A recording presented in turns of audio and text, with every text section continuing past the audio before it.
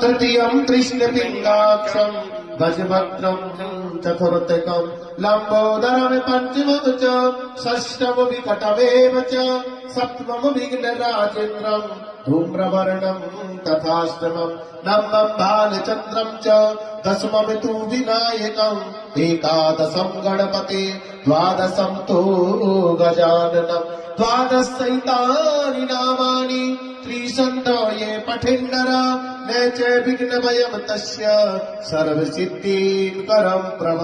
गणेश जी महाराज से 4 चीजें मांगिए। विद्यार्थी लभते विद्या, धनार्थी लभते धनान्, पुत्रार्थी लभते पुत्रान्, मोक्षार्थी लभते गते। जपेत गणपति स्तोत्रम षड्भिर्मासं फलं लभे संवत्सरे सिद्धिर्च लभते नाति संशयः।